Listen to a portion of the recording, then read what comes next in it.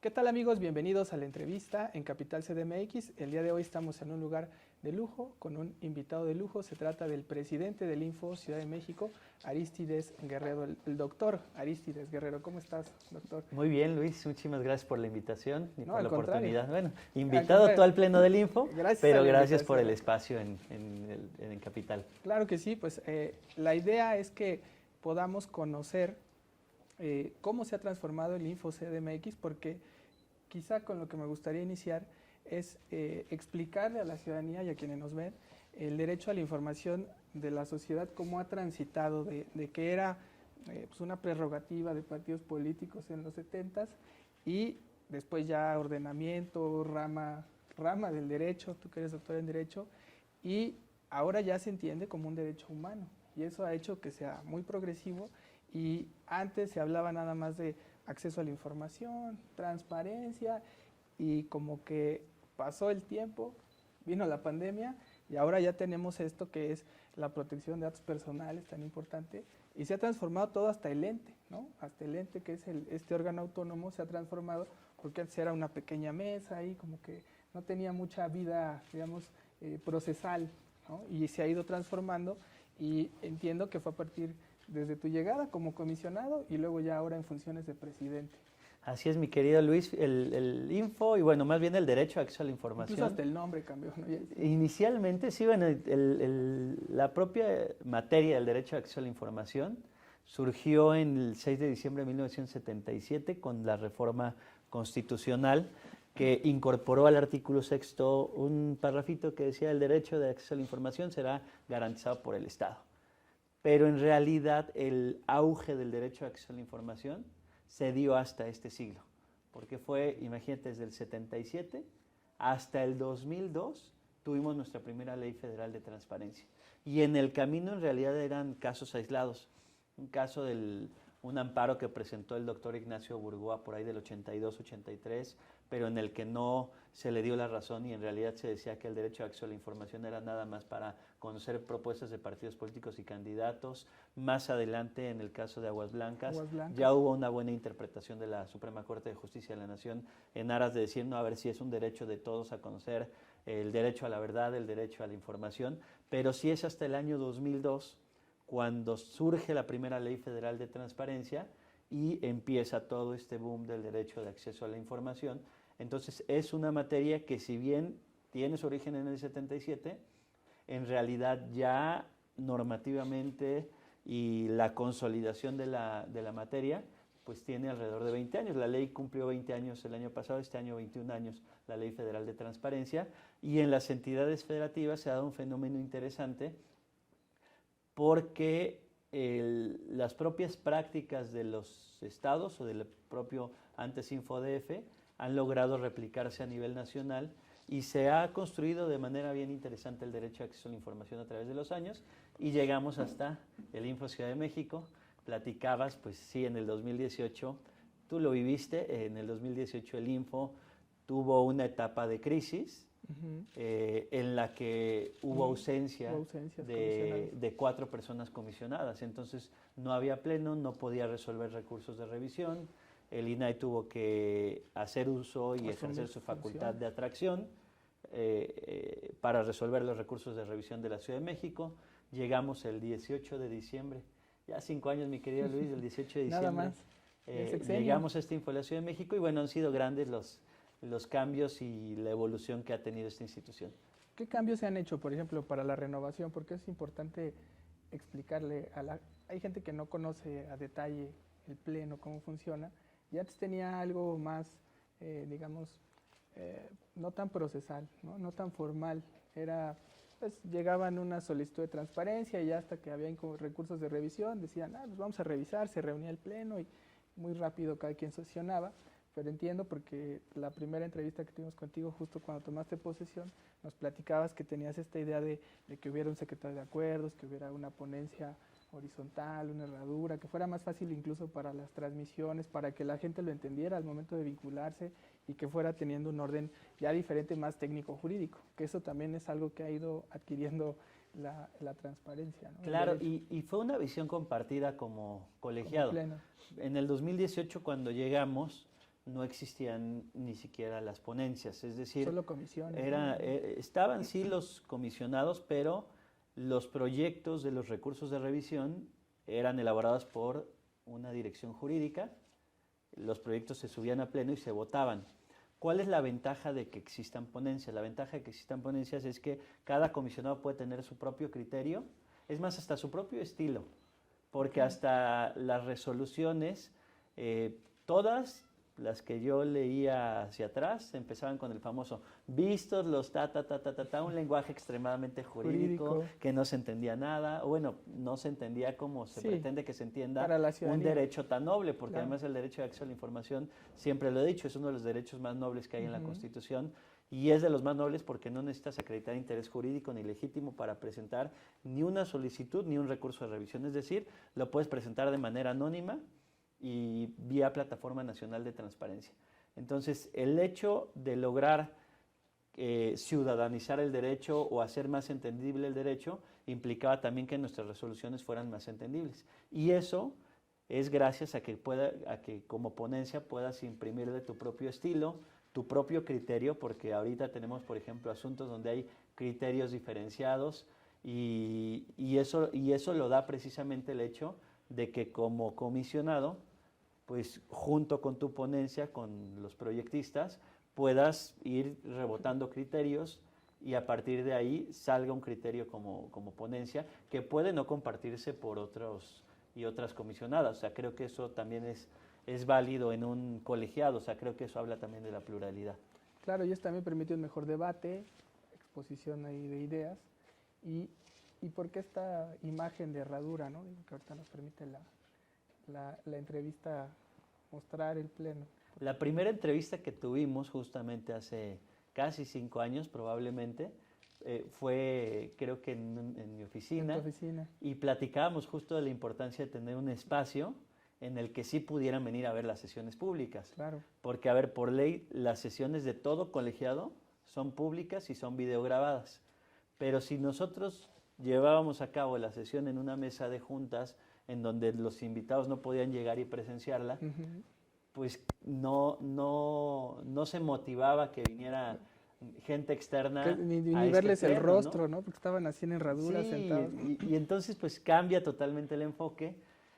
Si bien la mayoría de espectadores los tenemos en las sesiones virtuales, que son a través de YouTube cada miércoles, aquí a este pleno han venido, por ejemplo, grupos de estudiantes a ver cómo se desarrolla una sesión del Info, organizaciones de la sociedad civil, que probablemente hay algún asunto que les interese y vienen a presenciarla en estas instalaciones. Sigue siendo la visualización más amplia a través de redes sociales, pero creo que era importante tener un espacio donde quien quiera pueda venir a presenciar una sesión, pero también tomar este espacio. Hemos tenido el pleno, por ejemplo, infantil, en donde cada año son comisionadas y comisionados niños quienes debaten aquí, y hemos tenido el pleno para personas con discapacidad, que es otra temática en la que hemos estado trabajando muchísimo aquí en el Info de la Ciudad de México. ¿Eso a partir de tu presidencia? No, previo. Desde la presidencia del comisionado Julio César Bonilla se inició con una serie de acciones conjuntas justamente en la creación de ponencias. Este espacio fue durante la presidencia del comisionado Julio César Bonilla, y el pleno infantil, ese ha sido sí una tradición ya desde hace muchos años del Info de la Ciudad de México y del INAI, y lo que sí fue innovador fue el pleno para personas con discapacidad que se llevó a cabo en este Info de la Ciudad de México. Oye, veo que tienen también ahí la comunidad LGBT. Y eso que nos falta actualizar la bandera. Inclusión, claro. Porque esta bandera sí se instaló justamente en el año 2019 en este Info de la Ciudad de México, precisamente porque, a ver, la Ciudad de México ha sido siempre una ciudad vanguardista, una ciudad de derechos. La Constitución de la Ciudad de México reconoce incluso hay un artículo específico que señala grupos en situación de vulnerabilidad o de atención prioritaria y expresamente señala personas LGBTTIQ+. Esto no lo tiene ninguna otra constitución en toda la República Mexicana, ni la Constitución General, es la Constitución de la Ciudad de México, y pensando en ello también dijimos, bueno, es una ciudad donde se reconocen derechos, hay que mostrarlo, reivindicar derechos y mostrar la utilidad de estos derechos. Y bueno, en ese sentido me gustaría que le pudieras explicar también a quienes nos ven esta importancia, digo, todos le decimos ya Info y obviamente Info CDMX, su nombre se ha ampliado con el tema de datos personales, rendición de cuentas, que ya tiene que ver más con algo muy importante para los ciudadanos, ¿no? Sí, el nombre es larguísimo. De hecho, para escribirlo completo es Instituto de Transparencia, Acceso a la Información Pública, Protección de Datos Personales y Rendición de Cuentas de la Ciudad de México. Que en esencia tutelamos dos derechos fundamentales.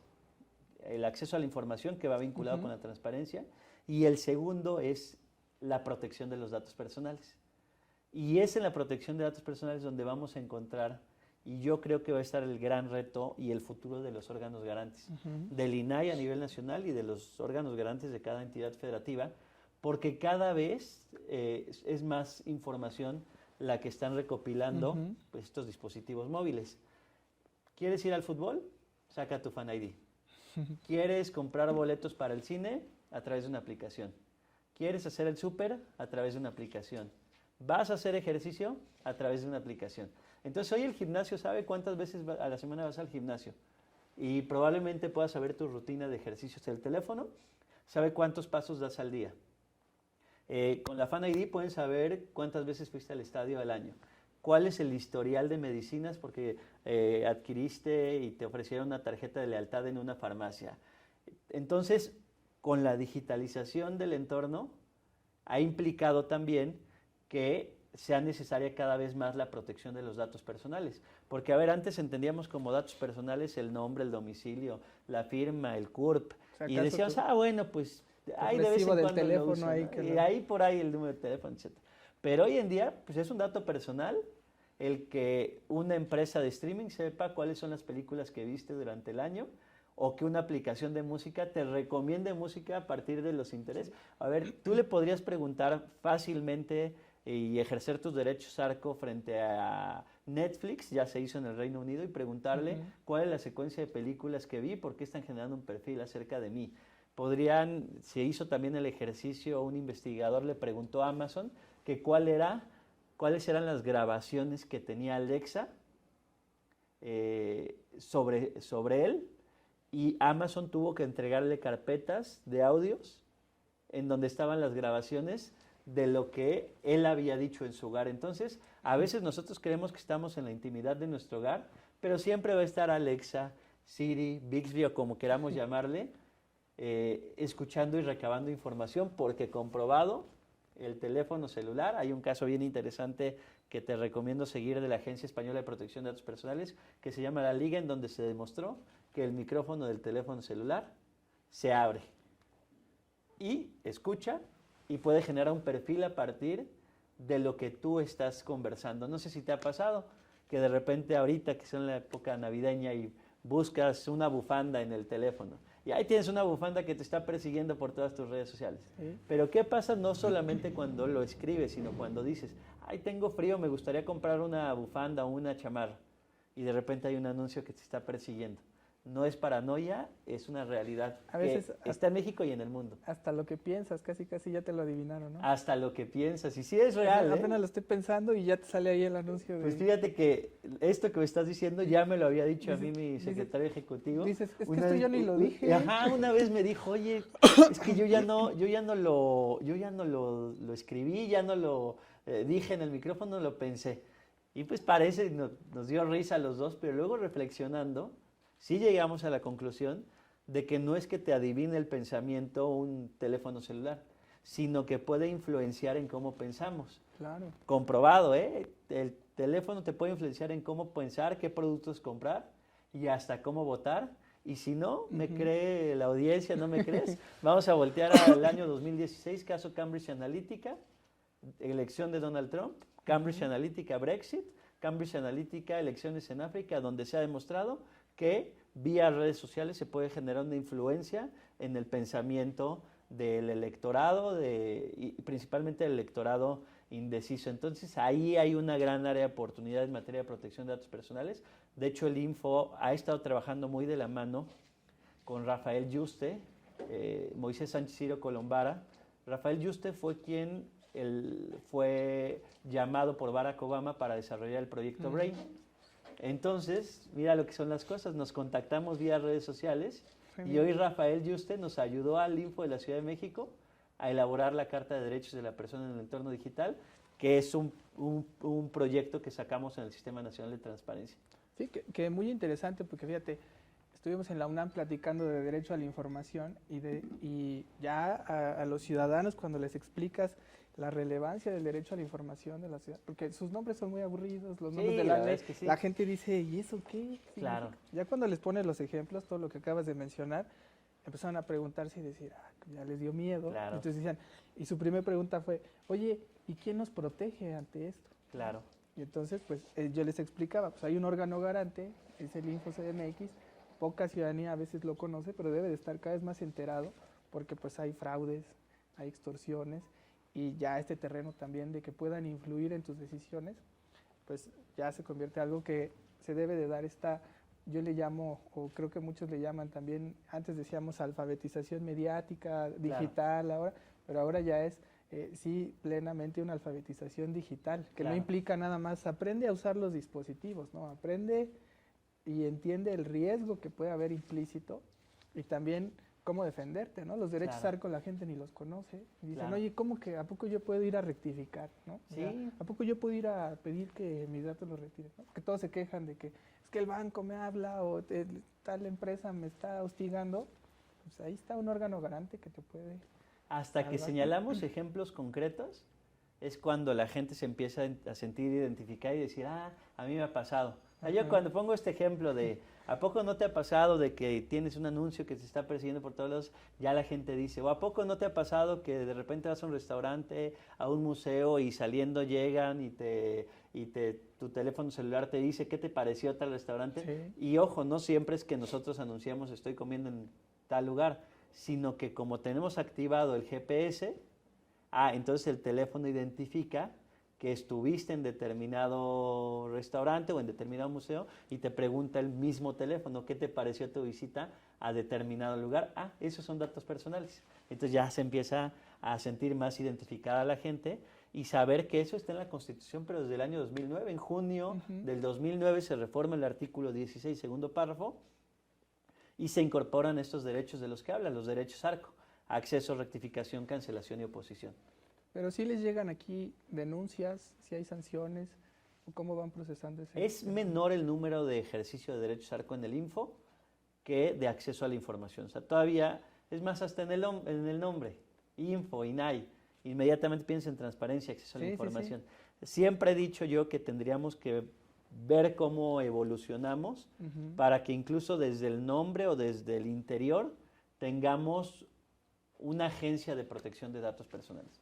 Así como en España. En España hay una agencia española de protección de datos personales y por el otro lado está el Consejo de la Transparencia. Son dos entes diferenciados. Creo yo, y no estoy proponiendo que sean dos, pero simplemente que dentro del ente que ya existe le empezamos a dar más fuerza, más potencia a la protección de datos personales, porque este va a ser el futuro justamente de estos órganos garantes. Y desde el nombre, ir pensando en cómo le damos fuerza a la protección de datos personales. Te comparto que hasta el mes pasado estuve coordinando a nivel nacional la Comisión de Protección de Datos Personales. Estuve como coordinador durante 2 años y cuando llego a la coordinación, pues la comisión no era tan grande. Después de empezar a darse el auge de la revolución tecnológica, la pandemia, hoy la inteligencia artificial, hoy es la comisión más grande que existe en todo el Sistema Nacional de Transparencia. O sea, antes todo el mundo quería gobierno abierto, ahora Estado abierto,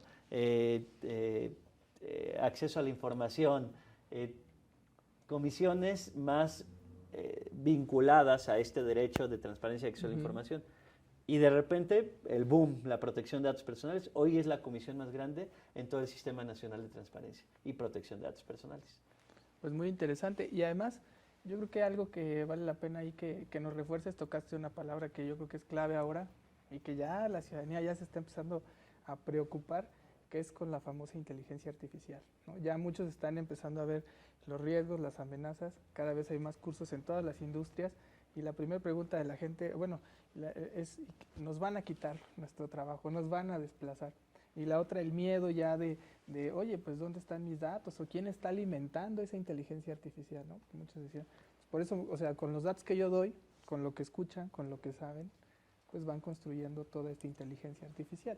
Y que tiene su lado muy positivo. Ahorita más adelante veremos un lado muy positivo de la inteligencia artificial, pero ¿cómo se puede ir ahorita explicando esto en la carta que lanzaron de esta Carta de Derechos Digitales? Porque creo que es base para... Es justo este año, 2023, fue el boom de la inteligencia artificial. A ver, sí ha existido durante muchos años, sí. Desde el siglo pasado ya existía la inteligencia artificial. De hecho, estaba leyendo el otro día un libro y en donde narran que el origen justamente se da en la Segunda Guerra Mundial, en donde se tuvo que empezar a utilizar lo que todavía no se llamaba inteligencia artificial para lograr descifrar los códigos en las comunicaciones que tenía Hitler. Entonces, desde ese momento ya empezaba la inteligencia artificial. Pero ya la inteligencia artificial o el gran auge lo vamos a estar viendo durante los siguientes 5 o 10 años. Y este año en especial con el lanzamiento del ChatGPT. O sea, de repente vimos y nos sorprendimos al ver que podíamos estar chateando con un sistema de inteligencia artificial que además iba aprendiendo y que nos iba contestando automáticamente. Y luego empezamos a ver también cómo se podía empezar a generar contenido con inteligencia artificial. A ver, hoy con inteligencia artificial para el entretenimiento, el otro día yo estaba escuchando la canción de Peso Pluma cantada por Vicente Fernández y parece que es Chente Fernández, o de Luis Miguel cantando Gata bajo la lluvia, y realmente se parece a Luis Miguel, pero también con inteligencia artificial, y eso nos da risa, pues con inteligencia artificial también hemos visto que a los políticos les van a empezar a clonar la voz para que digan algo que... Ya ha habido ejemplos, y ¿no? hay ejemplos que conocemos en la Ciudad de México, en otros país, en otros países, pero también con inteligencia artificial, y aquí es lo preocupante de la inteligencia artificial, más bien el uso de la inteligencia artificial. Vimos nosotros como en Perú, como en Argentina, como en España y como recientemente en el Instituto Politécnico Nacional, un universitario, empieza a tomar imágenes de sus compañeras y con inteligencia artificial empieza a desnudarlas, a generar contenido pornográfico con inteligencia artificial, y la gran duda en su momento era si aplicaba o no aplicaba Ley Olimpia. O sea, porque decías, a ver, pues no es una imagen real, es una imagen creada con inteligencia artificial, pero afortunadamente, y ahí Olimpia, que ha sido aliada de este info, fue muy inteligente, porque en la redacción de la Ley Olimpia, el tipo del delito es a quien distribuya imágenes. Si hubiera sido a quien distribuye fotografías, entraba todavía la duda de si sí o no aplicaba la Ley Olimpia. Pero como el tipo penal es a quien distribuya imágenes con contenido sexual sin el consentimiento, con la palabra imagen, ya hoy la Fiscalía pudo iniciar un proceso en contra de Diego N., el alumno que empezó a generar estas imágenes con contenido pornográfico y con inteligencia artificial. Entonces, a ver, ¿la inteligencia artificial es buena o mala? No es ni buena ni mala, porque con inteligencia artificial se podría, por ejemplo, generar una vacuna de manera muchísimo más rápida. Pero con inteligencia artificial también puede generar contenido pornográfico. Entonces, el problema no es la inteligencia artificial. El problema es el uso que se le da a la inteligencia artificial, y por eso esa carta de la que estamos hablando, la Carta de Derechos Digitales Mexicana, que lanzamos en el INFO, bueno, no en el INFO, sino en el Sistema Nacional, en el que participa el INFO, incluye un capítulo de de inteligencia artificial y el uso ético de la misma. La parte ética yo creo que es la que hay que reforzar. Exactamente. Y además también es importante que la gente lo sepa porque estos casos de ignorancia de la ley que tienen que ver con el manejo de la información, de los datos personales, no se dan cuenta que pueden incurrir en un tipo penal, ¿no? Por ejemplo, el caso de esta youtuber famosa Justop, que también por difundir imágenes, algo que también tiene que ver con el derecho a la información, pues ella ejerciendo su libertad de expresión en su red, pues no se dio cuenta que estaba cometiendo un delito al distribuir imágenes también que eran violentas y que afectaban la privacidad de una persona. Entonces, ese tipo de casos donde ya hay acción penal deben de hacernos a todos reflexionar de los riesgos. Y por eso te diría, ¿cuáles son los desafíos o cómo ustedes prevén atajar estos desafíos desde un órgano garante? Sí, y bueno, casos que se pueden estar o que podemos conocer públicos, pero también son los más escandalosos, hay casos que probablemente, y hay parte también de la educación y reflexión o el deber que tenemos como padres de familia. Claro. Porque el otro día nos llegó, generalmente cuando llevamos a cabo el taller Ley Olimpia, Violencia Digital, pues llegan muchos papás y mamás que nos dicen, bueno, es que sí, yo estoy preocupado porque le pueda pasar esto a mi hija.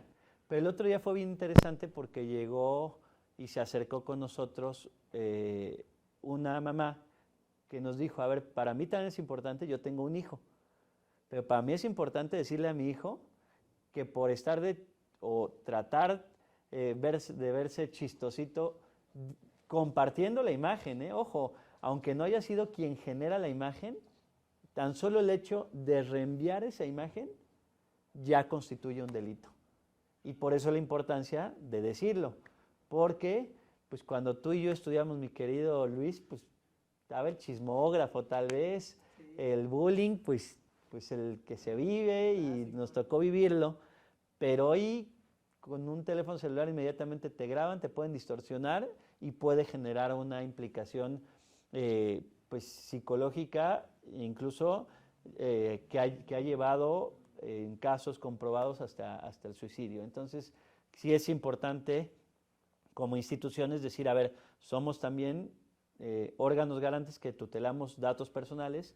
¿Qué es un dato personal? Pues la propia imagen es un dato personal. Entonces, ahí es donde tenemos una participación colaborativa, porque si hay que decirlo también, nosotros no tenemos facultades para perseguir el delito. Entonces, sí, a partir de nuestra propia esfera de competencias y de las alianzas institucionales que podamos ir generando, ir pues mostrando la importancia de cuidar nuestra vida en el entorno digital. Entonces tú lo ves como un gran desafío esta parte de ir, sobre todo la parte ética y el conocimiento de la población de lo que tiene en sus manos. Ese es el gran desafío, pero además el gran desafío que vamos a tener los órganos garantes a futuro. Está en la protección de datos personales y esta entrevista la veremos en 5 años y vas a ver todavía la mayor importancia que van a tener los datos personales, no solamente en México, sino en Latinoamérica, porque ha habido o nos ha faltado una actualización legislativa en materia de protección de datos personales, principalmente en lo que se refiere a particulares. A ver, Francia desde el año 2016 lanzó su ley de la República Digital Francesa, 2016, previo a la pandemia. España, 2018, la ley 3/2018, previo a la pandemia.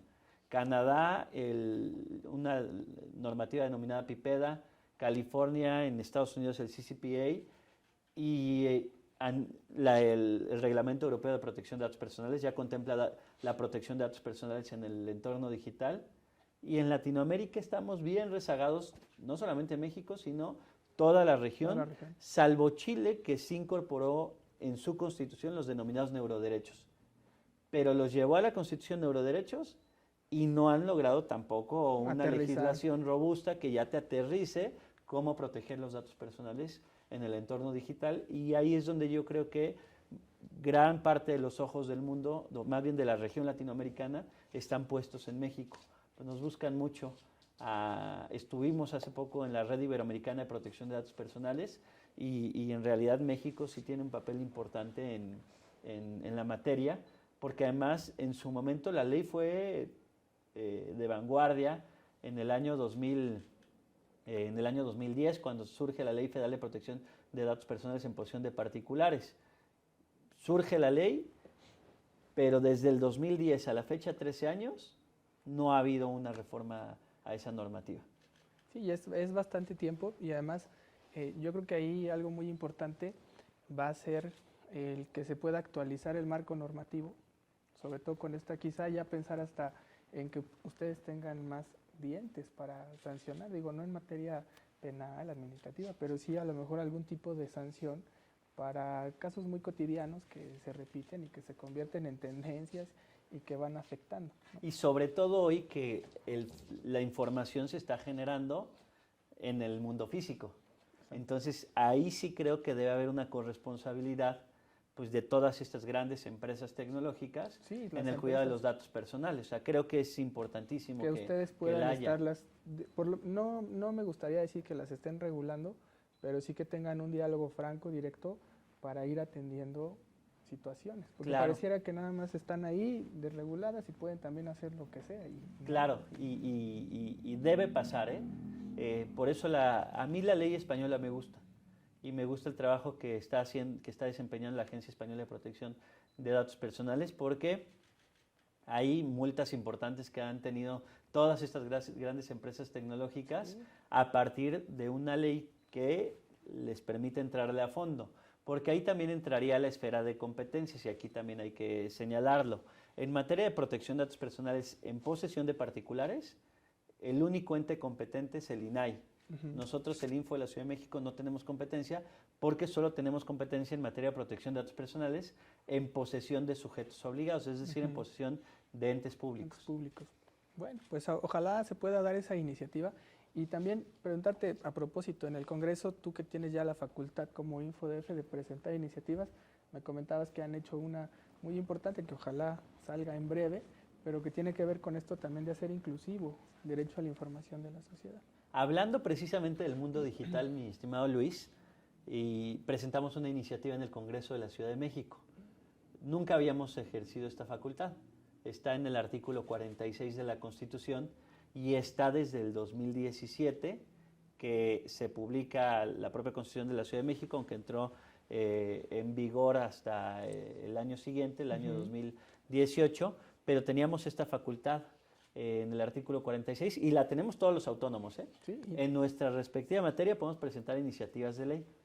Y surge la idea, en un foro que teníamos con justamente el Instituto de Personas con Discapacidad de la Ciudad de México, y pensábamos en cómo lograr la inclusión no solamente en el entorno físico, sino también en el entorno digital.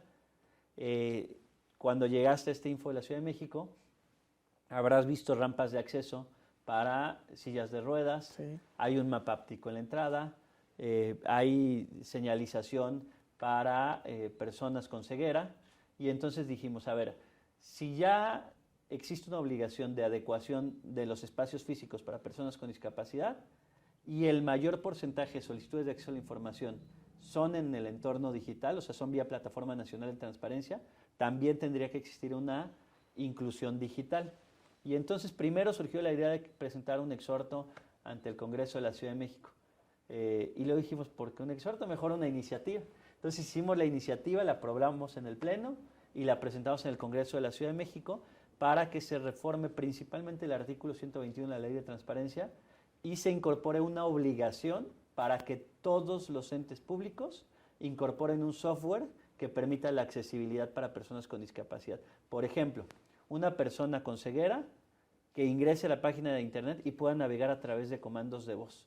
Es un software que tenemos en el Info de la Ciudad de México, se llama Integrados, que vía convenio de colaboración nos lo proporcionó el Instituto de Sinaloa, porque ya en Sinaloa ya es ley, ya existe esa obligación, y nos lo proporcionaron, y además que es un software que yo voy a poder compartir con cualquier sujeto obligado. Bueno, lo puedo compartir, ya lo he compartido, por ejemplo, con la Secretaría de Finanzas, con la Secretaría de Salud, con algunas alcaldías estamos en comunicación para compartirlo, porque además, cuando llegamos al Congreso de la Ciudad de México, lo primero que nos preguntaron es, ¿cuánto va a costar esto, no?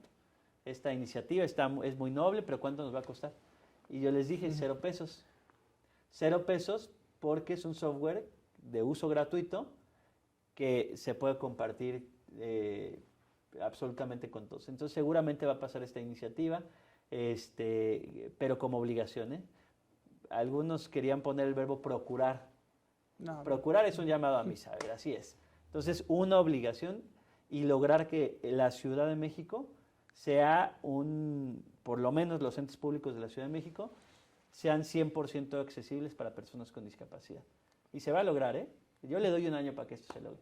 debe de ser y no hay pretexto, porque el pretexto era el presupuesto, ya hasta le Sí, estás sí, poniendo sí. el instrumento, entonces no tendría por qué haberlo. Pero bueno, pasando a ese tema que tiene que ver con la inclusión y con lo noble, explícanos qué es esto de ATIC y por qué ATIC.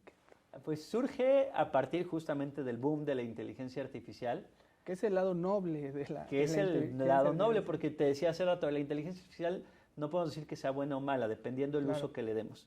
Y entonces, desde el año pasado, en comunicación con el área de tecnologías, teníamos la idea de crear un chatbot.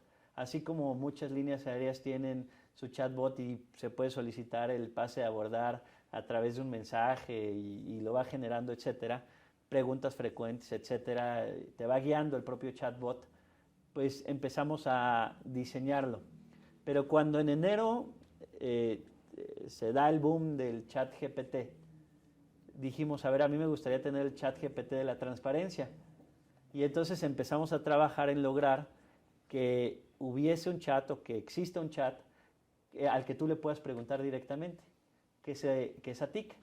¿Por qué ATIC? ATIC significa transparencia en náhuatl. Pero además pensando en TIC, Tecnologías de la Información y Comunicación, un juego por ahí de palabras. Y es una herramienta que tú descargas en este código QR. Entonces, con un teléfono celular puedes capturar este código QR De y inmediato. te reenvía este WhatsApp o con este número telefónico e inmediatamente tú ya puedes empezar a preguntarle. Bueno, primero empieza a interactuar y te va a enviar un aviso de privacidad, porque para nosotros Claro. era importante también que fuera una herramienta que protegiera datos personales. Entonces, está elaborado con un enfoque de privacidad desde el diseño, que justo es la crítica que ha tenido el ChatGPT, la privacidad. Pero decidimos incorporarle privacidad desde el diseño. Y una vez que le mandas un mensaje, tú ya puedes empezar a interactuar y preguntarle directamente, por ejemplo, pues, ¿cuánto gana un diputado? ¿Cuánto gana el jefe de gobierno? ¿Cuánto gana un comisionado? Puedes pedirle normativa, le puedes poner ahí, dame el mapa del metro, por ejemplo, te va a arrojar el mapa del metro. Puedes preguntarle cuál es el presupuesto en la Ciudad de México, te va a responder con el presupuesto de la Ciudad de México. Entonces, con inteligencia artificial se va nutriendo, va respondiendo y agiliza la información. En la Ciudad de México, la ley de transparencia señala que los entes públicos tienen 9 días para responder una solicitud de acceso a la información. Con esta herramienta la información la puedes obtener en tan solo 9 segundos. Imagínate pasar de 9 días a 9 segundos. Y esta es la versión 1, ¿eh? Esto va a detonar un importante, lo presenté ante comisionados de todo el país y ya hay muchos institutos interesados en desarrollar su propia herramienta con la asesoría del Info de la Ciudad de México, porque esto es lo siguiente importante. ¿Cuánto costó esta herramienta? Hablando de transparencia, tiene que Sí, saber. claro. Y le puedes preguntar, ¿cuánto costó ¿Cuánto costaste? a TIC? Te va a responder que 0 pesos porque fue elaborado por ingenieros e ingenieras mexicanas del Info de la Ciudad de México. Costó 0 pesos y ello permite también que esta experiencia adquirida se pueda compartir con otros órganos garantes. Pero además es una gran innovación porque yo pienso que a futuro igual todos los entes públicos que tienen interacción con la ciudadanía podrían agilizar cosas de esa naturaleza para requerir información que el ente ya posee y que puede ser relativa a tu persona para que lo puedas agilizar, ¿no? Totalmente de acuerdo. De hecho, cualquier ente público podría también a nosotros decir, oye, me están preguntando muchísimo esto, ya súbelo a tu herramienta directamente. O me interesa difundir determinada información directamente en este chat. Es decir, un chat que tiene un uso exponencial importantísimo y que es el chat de la transparencia y que no existe ningún otro órgano garante. Es más, en ninguna otra institución de transparencia que yo conozca, porque estamos nosotros afiliados a la RTA, a la Red de Transparencia Internacional, y yo no conozco ningún otro ente o garante de del acceso a la información que cuente con una herramienta de este tipo. O sea, ni siquiera en México ni fuera del país. Yo no conozco ninguna otra en todo el mundo que ya tenga una herramienta que te permita obtener información de manera tan rápida y tan ágil. No, y sí es una gran innovación en materia de administración pública, porque fíjate todo lo que abarca, o sea, es inteligencia artificial, pero nos permite el acceso a la información, la transparencia, bueno, también protege datos personales.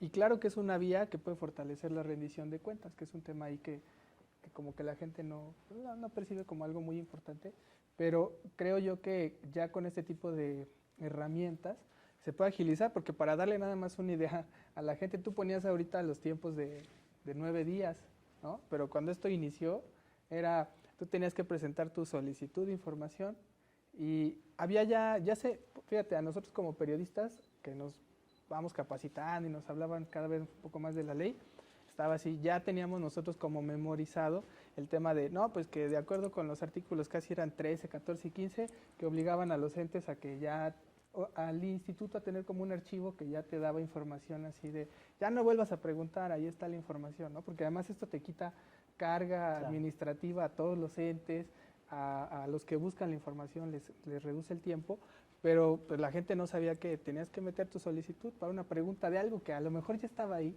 O sea, la respuesta ya estaba ahí y entonces era, pues espérate 10 días, eran 15 días, a que te dijeran, sí, mira, ahí está lo que gana un diputado.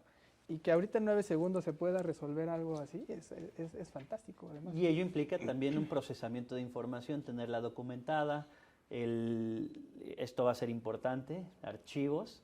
Va a ser importante, por ejemplo, el próximo año que hay muchos cambios o transiciones que puedan existir, porque probablemente no sea el mismo presidente municipal el que esté, el mismo gobernador, va a haber diferentes cambios, pues toda la memoria y los archivos que se dejaron. A ver, tan solo la antes Asamblea Legislativa del Distrito Federal se extingue para dar paso al Congreso de la Ciudad de México. Todos esos archivos pasaron de la Asamblea al Congreso, pero además aquí se dio un fenómeno bien interesante, porque el Congreso de la Ciudad de México no solamente se le transfirieron los archivos de la Asamblea Legislativa, sino el Congreso Constituyente de la Ciudad de México. Entonces, aun y cuando haya cambio de personas, las instituciones siguen. Y todo lo que se generó, toda la información que se generó en determinada gestión es información pública. Claro, y además eso la gente a lo mejor no está muy consciente de ello, pero cuando empezó esto del acceso a la información, pues casi la administración pública se hacía casi de voz, ¿no? No había testimonio público, y ahora ya hay mucho testimonio público de toda la información que se va acumulando por acceso a la información, por transparencia, y bueno, ya tenerlo digitalizado. Yo creo que la única preocupación podría ser el tema de la autenticidad, ¿no? No vaya a ser ahora que hasta hay gobiernos que a veces desconocen, no, es que es una solicitud de transparencia, me la dio el instituto, no, pues no, va a ser falsa, o quién te la dio, ¿no? Y más si dicen, pues fue un chat, ¿no? Un chat el que me la dio. Ese tema a lo mejor podría ser el de revisar o cómo dar lo fidedigno, ¿no? De un documento, y sobre todo este archivo, que va a ser muy interesante ya a lo largo de los años, imagínate. Claro. No, y ahí la fuente es bien importante, ¿no? Sí, cómo citar, ¿no? Cómo decir, ¿de dónde? ¿No? Porque antes era, me lo dio el Pleno, ¿no? O me lo dio tal unidad de transparencia de tal ente. Claro. Y tenías tu versión así física y aquí. ¿no? Sí, no, aquí es importante en el chat, por ejemplo, te señala a partir de las solicitudes con número de folio se obtuvo la siguiente información. O a partir de los registros de la Plataforma Nacional de Transparencia y te pone el link para que puedas ir a la fuente directa, se obtiene la siguiente información. La fuente es importante también, como bien lo dices. Claro, eso no habrá duda para nadie. De referencia hay o sea, te lo está dando un chat en WhatsApp, pero hay un testimonio oficial, presencial, que se puede consultar y decir, aquí está. No es El chat es solamente un vehículo para comunicar y para compartir esa información, pero en el mismo chat lo que te va a compartir es precisamente el acuerdo, o el convenio o contrato que se haya celebrado, en donde estarán o donde están las firmas de quienes suscribieron el convenio, etcétera. O el acuerdo del Info de la Ciudad de México. Ahorita puedes preguntarle, por ejemplo, la evaluación de los sujetos obligados, te la va a proporcionar y te va a proporcionar el acuerdo completo. con las firmas de todos los comisionados y comisionadas y el número de acuerdo, y es ahí donde pues tú ya puedes citarla y decir, bueno, esta es información oficial, ¿no? Pues es una maravilla. ¿Y qué tienen que hacer para usarla? Únicamente capturar el código QR que mostré hace un momento, carga de inmediato, que es ¿verdad? este. Incluso ahorita desde la transmisión, quien le Desde la acerque su transmisión, celular le va a salir, ¿no? a ver si la cámara puede acercar el código QR, y solamente capturando el código QR o en el teléfono que viene en la parte de abajo, mandas un WhatsApp y puedes empezar a interactuar con este chat, que hay que decirlo también, está en un proceso de entrenamiento. Es decir, entre más se pregunte, más información va a empezar a acumular. Al día de hoy ya tenemos alrededor de 31,000 interacciones con este chat. En total, este año ya llegamos a 147,000 solicitudes de acceso a la información. Entonces, el objetivo es que este chat no sustituya, insisto, las solicitudes, pero que sí agilice, por ejemplo, aquella información más recurrente que se está pidiendo. Y a partir de ahí se vaya generando un equilibrio. O sea, la idea es que tenga más herramientas la ciudadanía para poder preguntar. O sea, decir, sigo teniendo la PNT, no se va a sustituir la PNT, va a seguir existiendo, pero tengo además este chat. A ver, voy a ver si el chat la tiene, y si la tiene, pues ya me ahorro la solicitud, me ahorro el tiempo de respuesta, me ahorro el recurso de revisión, porque también te arroja recursos de revisión de aquellas temáticas más recurrentes que hay. O sea, te puede dar un contexto de algo de información en específico. Exactamente. No nada más el dato ahí. Que esa es una de tantas herramientas, mi querido Luis. Este es el chat de la transparencia. Pero también te quiero platicar que ya estamos trabajando en las primeras resoluciones con uso de inteligencia artificial. ¿Qué es esto? Pues inmediatamente muchos se asustarían y dirían, sí, pues va a haber un juez robot, o va a haber un comisionado robot, y ellos van a ser quienes van a resolver mis recursos de revisión. Ya saben los criterios de Arístides, cómo resuelve. Exacto, de repente va a decir, no, que es un robot. No, a ver. El factor humano, y prevalece. Siempre va a existir un proyectista que analice el expediente y emite una resolución. Una vez que logramos la resolución, incluso se discute en este pleno, se aprueba, etcétera, le incorporamos un código QR. Al darle captura a ese código QR, te va a enviar a todas las resoluciones con una temática similar. Por ejemplo, presupuesto participativo. Entonces, Luis, como periodista, está interesado en cómo se ejerce el presupuesto participativo en las diferentes alcaldías, presentó una solicitud, no le dieron la información, presentó un recurso de revisión, resultó favorable y se revocó la respuesta, y ya tengo este recurso de revisión de determinada alcaldía. Y yo, Luis, quiero saber además pues, de otras alcaldías, a ver si alguien más preguntó algo similar a lo que yo pregunté de otras alcaldías. Con capturar el código QR de esa resolución, te va a redireccionar a todos los recursos de revisión con una temática similar. Es más o menos como cuando tú estás en una aplicación de música, escuchaste una canción y la misma aplicación te dice, oye, tal vez te pueda interesar escuchar esta otra canción. Ah, bueno, lo mismo. Tú capturas ese código QR, esta es tu resolución, tal vez te pueda interesar o tal vez te puedan interesar estas resoluciones con una temática similar. Y además sirve para que ustedes puedan juzgarnos a nosotros y decir si efectivamente estamos resolviendo una temática similar con un criterio similar. Ahora imagínate esto aplicado al Poder Judicial, a las sentencias. Tú podrías ver, y hoy que todas las sentencias son públicas por obligación de la propia ley de transparencia, tanto la general como la de la Ciudad de México, tú podrías capturar en código QR, o sea, si esto se lograra ya en las sentencias, y ver si un juez está resolviendo con el mismo criterio asuntos con temática similar, y con eso erradicar por completo, o por lo menos avanzar en la erradicación de la discrecionalidad judicial, que es una de las grandes temáticas en la que hay que trabajar. O sea, cómo facilitamos la investigación, cómo facilitamos el periodismo, cómo facilitamos que las organizaciones de la sociedad civil sepan lo que estamos haciendo en los entes públicos, y lograr ir un paso más allá, transparencia proactiva, para que les digamos, aquí está tu resolución, pero además aquí están otras tantas que te pueden interesar. Sí, claro, además se vuelve una herramienta muy interesante, muy útil, y que es transparencia de ustedes mismos, ¿no? Porque ustedes son los que son el órgano garante, pero son los que tienen que poner el ejemplo de cómo transparentar la información, desde cómo resuelven, y eso creo que siempre ha quedado ahí en el olvido, ¿no? Totalmente. O sea, ¿cómo resolvió? ¿Quién? ¿Por qué criterio? ¿Cuándo? ¿Cómo? Y Nadie hacerlo sabe, de ¿no? manera ágil, yo creo que De eso es lo manera ágil. importante.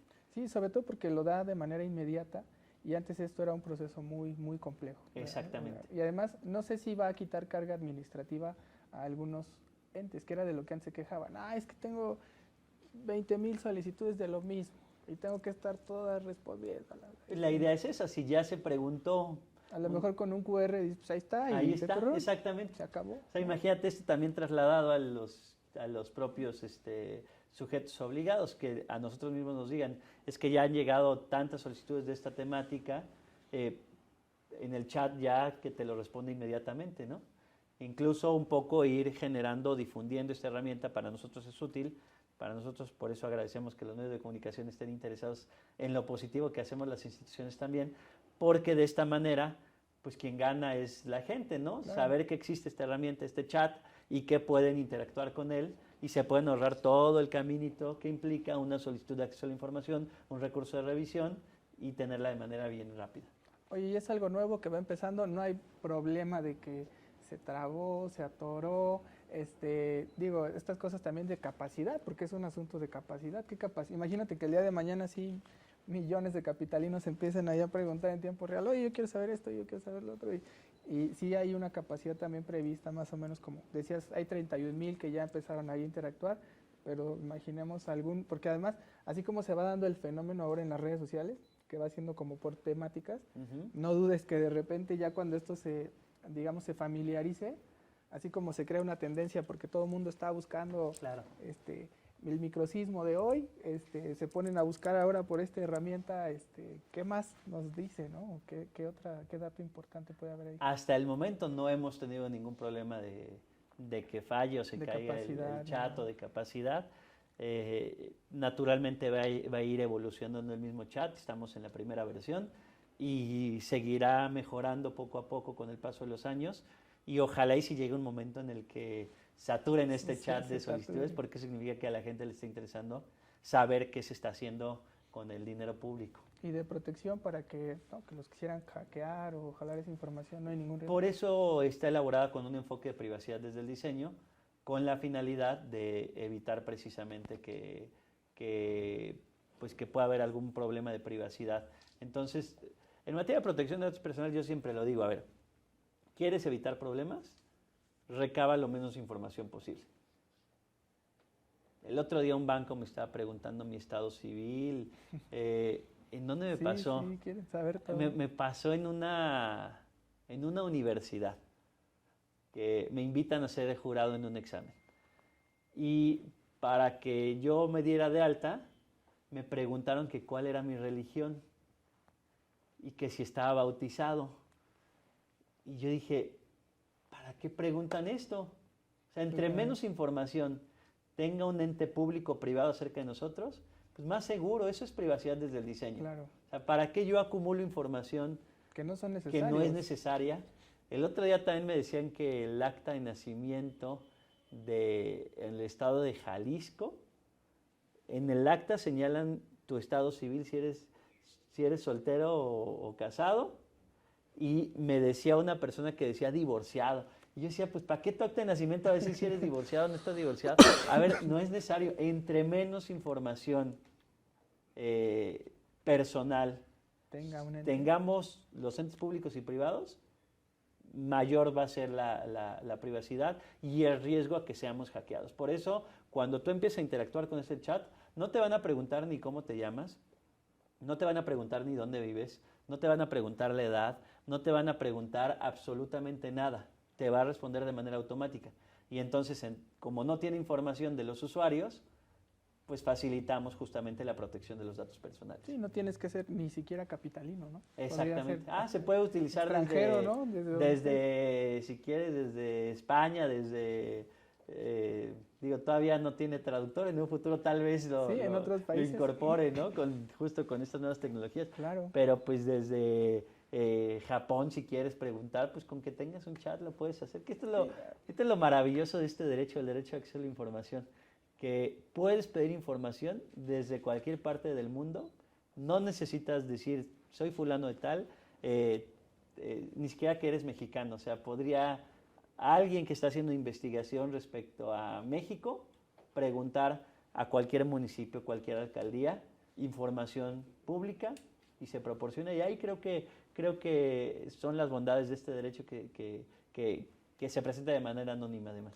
Sí, ¿no? Y para retomar un poco nada más como hilar lo que decíamos al principio de la explicación del derecho a la información y cómo ha evolucionado, pues imagínate este derecho a la información que inició como una iniciativa presidencial para darle prerrogativas a los partidos políticos para que pudieran promover sus plataformas electorales ahí, y que fue a través de amparos donde se tuvo que entender la relevancia de este derecho y que entonces ahora, porque nosotros podemos decir, bueno, y una persona, por ejemplo, que emigró a Estados Unidos, pues, ¿qué contacto podría tener o qué necesidad, ¿no? Y entonces a lo mejor está enfrentando un proceso ahí en su consulado, algún dato que pudiera obtener, y qué mejor que a través ya de estas herramientas lo pudiera hacer desde cualquier otro país, obtener un dato fidedigno, cierto, y que es por acceso a la información, que fue gracias a esos amparos que se transforma y que se entiende lo importante que es que tú como ciudadano puedas tener el mayor acceso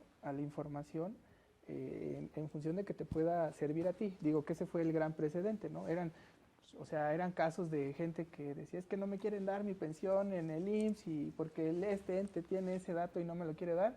Pues a través de la transparencia en su momento se logró, pero ahora imagínate todo lo que puede ayudar ya en casos así hipotéticos, el obtener la información de manera muy ágil, cierta y fidedigna y sin ningún riesgo de dato personal, ¿no? Totalmente, sí. Respecto a información pública, bueno, siempre, ¿no? Decirlo, no es necesario acreditar interés público legítimo, se puede preguntar lo que se les ocurra. ¿Cuánto costó la instalación del árbol navideño en determinado municipio? ¿No? Se podría preguntar. ¿O cuánto costó la celebración del Día de Muertos en determinado estado? Se puede preguntar vía acceso a la información. Y en lo que respecta a datos personales, ahí sí es necesario acreditar que eres el titular de los datos personales. Por ejemplo, si yo quisiera solicitar mi expediente médico, ahí sí tengo que acreditar que soy el titular, precisamente para evitar una vulneración de mis datos personales. Pero ya serán pasos que se irán dando ahí. Y ojalá también la administración pública, ahora que va a haber elecciones y nuevos gobiernos, entiendan esta necesidad de ir agilizando. Digo, en este gobierno entendieron un poco lo de la agencia digital, ¿no? De datos y empezar a hacerlo más ágil, más fácil. Muchas cosas que siguen siendo muy obsoletas, ¿no? Como eso de cualquier trámite que te piden las copias de tu tenencia, ¿no? Claro. Oye, no tienes sus copias, es que ya la perdí, no, pues entonces ve a la tesorería y que te impriman ahí un machote, una información que tienen en un sistema, así que de inmediato te pueden decir, oye, sí pagó, ahí está, ¿no? Sí. Hoy es así de lo burocrático, ¿no? Ahora todo eso se podría agilizar de manera, pero con este enfoque creo que tiene que ver con que quienes aspiren a gobernar tengan esa convicción de la transparencia, de la rendición de cuentas, del acceso a la información y de la protección de datos personales, para no darle un mal uso. Claro, y de la innovación y de la creatividad también. O sea, creo que y que estás eso demostrando que decías es a bajo ahorita, costo, con la agencia de innovación digital, ¿no? El que tú puedas tener hoy tu licencia de conducir en digital. Una aplicación, bueno, pues son datos personales, el cuidado de los datos personales que implica. El que no te estén pidiendo copias absolutamente para todo, que ya se tenga precargado y decir, bueno, ya hay un sistema único que va a agrupar esta información, el acta de nacimiento, la credencial del lector, porque además una de las fugas de datos personales que existen o que existían estaba en las papelerías, porque tú vas, ahí está el meme de eso que me da mucha risa, siempre lo muestro. Tú vas a la papelería, pides una fotocopia de tu credencial de lector. Ay, es que salió mal la fotocopia, ¿no? De eso va el meme, que ni siquiera es meme, es real. Es que salió mal. Bueno, ahí la ponen en las hojas recicladas.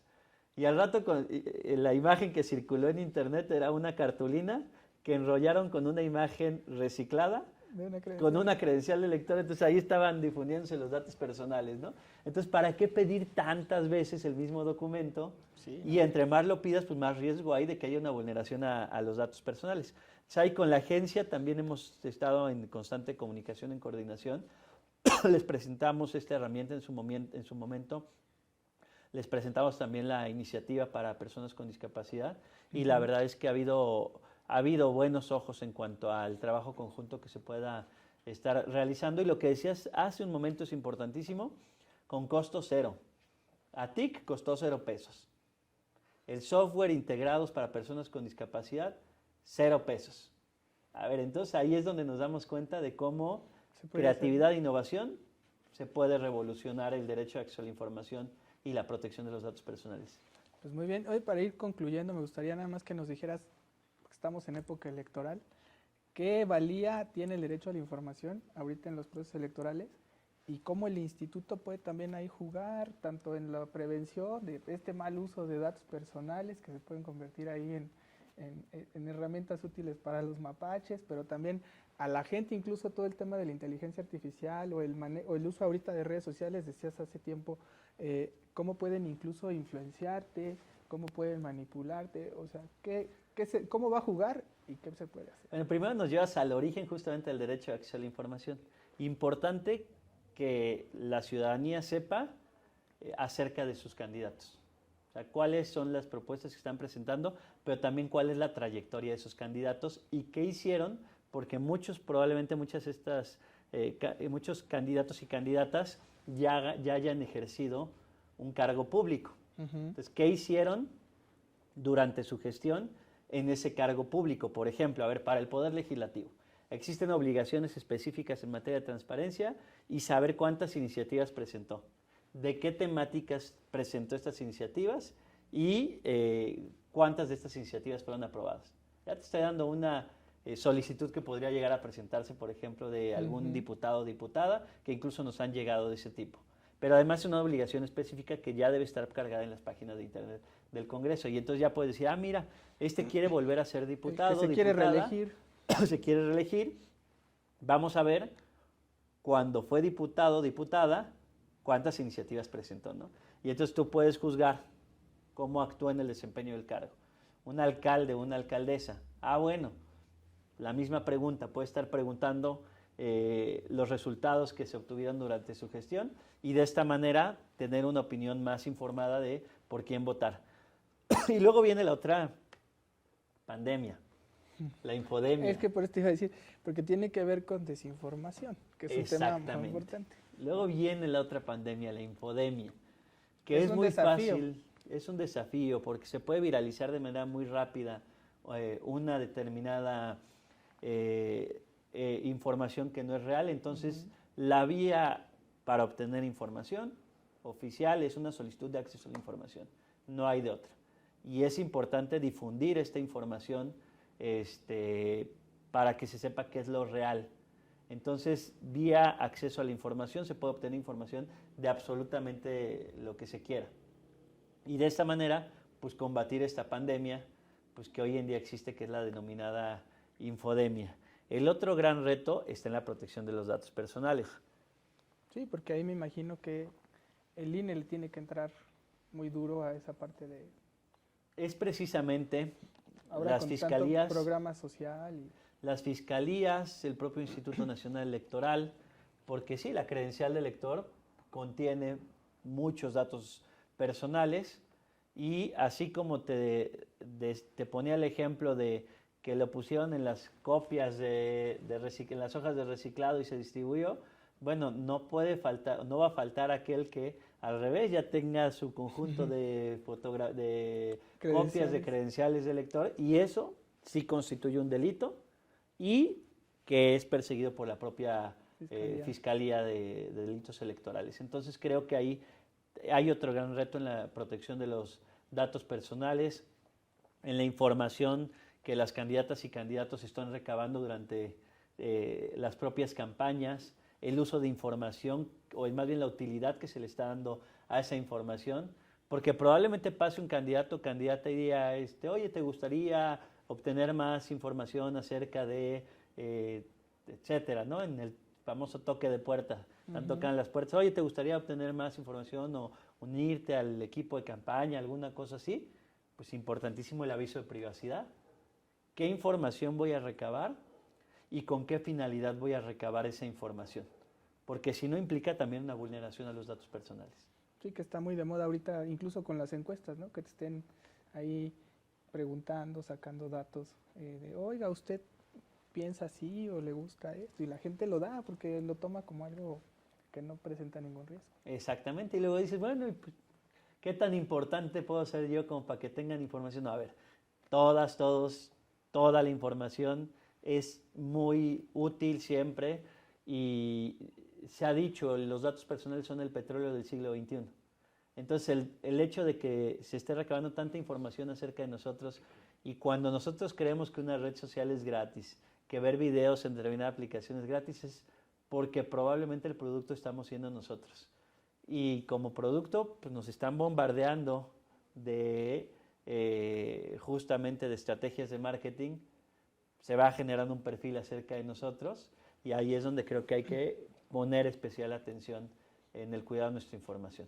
No, y te mencionaba lo electoral nada más porque ya cerrando, por lo de que pues, el derecho a la información de la sociedad, también no lo dijimos, pero hay que remarcarlo para quienes nos ven, es uno de los pilares para la democracia. Entonces, el cuidarlo y el ver cómo se ha venido potenciando, fortaleciendo, haciendo progresivo e incluso innovando, yo creo que es una buena noticia para la democracia y para quienes creen que a veces estos órganos autónomos no funcionan o deberían desaparecer o son onerosos. O sea, esa parte yo creo que tiene que la ciudadanía defenderlo, ¿no? Así como ha habido defensa de otros órganos autónomos, decir, bueno, el InfoDF tiene mucho valor y ya vimos aquí todo lo que nos puede ayudar a resolver en el día a día. Y tiene que ver en cómo lo hacemos y cómo lo comunicamos también. Porque sí, este chat del que hemos estado hablando, pues decirlo de manera directa, a ver, nos costó 0 pesos y te va a servir para esto y esto, ¿no? Entonces creo que es importante eso, el saber comunicar lo que se está haciendo bien. Y sí, efectivamente, pues el derecho de acceso a la información, ahora campañas electorales, el derecho electoral, tienen justamente como fecha de nacimiento la misma fecha, 6 de diciembre de 1977, donde los dos surgen, caminaron durante muchos años pegaditos. Es más, las últimas reformas, tanto la electoral como de acceso a la información, tienen 3 días de diferencia. Una del 7 de febrero de 2014, acceso a la información, la otra del 10 de febrero de 2014. Y siempre han ido caminando de la mano. Cómo el derecho de acceso a la información le ha aprendido al derecho electoral y cómo el derecho electoral le puede aprender al derecho de acceso a la información. O sea, creo que se pueden complementar de manera positiva y eso lo vamos a ver justamente durante el siguiente año que hay campañas electorales y cómo el acceso a la información puede ayudar a tomar una decisión más informada de cara justamente a los comicios. Muy bien, pues un mensaje que le quieras mandar a quienes nos ven, ¿qué pueden hacer? Pues en primer lugar... Con el acceso a la información, con la transparencia, con la rendición de cuentas y con sus datos. Pues yo resumiría esta entrevista que me hace mi querido Luis en la palabra innovación. O sea, la innovación que ha tenido el Info de la Ciudad de México y los productos que se han logrado obtener. ATIC, el chat de la transparencia. Por otro lado, el CIBER, de ese hablaremos tal vez más adelante con la comisionada Laura Lisette Enríquez Rodríguez. El CIBER, que es el sistema de verificación de datos personales que ya está automatizado y que también es un lanzamiento del Info de la Ciudad de México. Por otro lado, la iniciativa de accesibilidad web para personas con discapacidad y la Carta de Derechos de la Persona en el entorno digital. O sea, es innovación digital, la revolución que se ha logrado en materia del derecho de acceso a la información y la protección de datos personales, pero además manteniendo la austeridad como organismo constitucional autónomo. 0 pesos a TIC, el software integrado 0 pesos y esta Carta de Derechos de la Persona en el entorno digital hecha por el sistema también. Entonces, ello habla de un uso eficiente y responsable de los recursos públicos, pero también logrando sumarnos a toda esta era digital.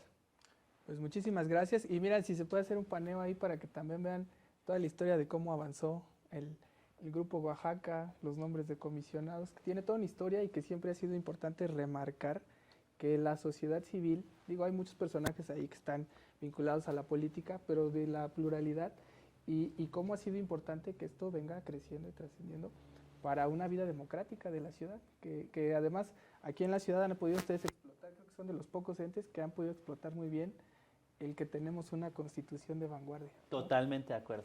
Una constitución de vanguardia y hay que utilizarla y hay que hacer que funcione la constitución. Pues muchísimas gracias y felicidades a ustedes porque sí lo han estado haciendo, que sea progresivo el derecho al acceso a la información y que pues ya entendimos mucho de lo que se puede hacer, y gracias también por estar aquí en este pleno y conocerlo, porque también es para que quienes nos ven conozcan y sepan que existe y que pueden venir el día que quieran. Y que se animen a venir cualquier miércoles para ver una sesión pública. Ven una sesión, entiendan y vean que ya no es tan tortuoso como antes de lo jurídico, ¿no? De ese lenguaje complejo. Es más, si vienen a visitarnos, todavía nos obligan a utilizar un lenguaje más sencillo. Nos ha pasado porque, esto ya te lo platiqué, pero hemos estado sesionando en plaza pública. Es más, ya nos sesionamos aquí a veces. Nos vamos a la alcaldía a Tlalpan, ya sesionamos en Tláhuac, en Milpalta, en Miguel Hidalgo, en Benito Juárez, en Magdalena Contreras, Coajimal. Sacamos al info de aquí y lo llevamos a las plazas públicas. Y es bien padre porque nos obligamos a utilizar un lenguaje más sencillo, porque vemos que alguien del público pues ya se está durmiendo, no está poniendo atención, decimos, bueno, ya trato de utilizar un lenguaje más sencillo, más entendible. Entonces, es un ganar-ganar al final, de sacar las instituciones de este espacio y llevarlas al espacio público. Pues seguramente el nombre de Arístides Guerrero ahí estará inscrito más adelante y quedará ahí el testimonio de que hubo avances, ¿no? De que hubo avances, porque a veces la gente pregunta, bueno, ¿y qué hicieron? ¿Qué pasó ahí? No hubiera pasado nada, ¿no? Claro. Y pasa todo ahorita ya tan rápido que tiene que quedar ahí el testimonio. Al rato Pues, ya un robot seguramente nos contará. Ya nos platicará de qué viene. Pues te agradezco muchísimo la oportunidad y bueno, a Capital CDMX también siempre este tipo de espacios porque nos ayudan a difundir lo que se está haciendo en las instituciones. No, al contrario. Muchas gracias a todos los que nos pudieron ver en este programa y ya saben, están invitados a vincularse con el derecho al acceso a la información y que sepan que hay un órgano garante y cuando quieran, aquí están invitados. Síganos en nuestras redes sociales. Muchísimas gracias.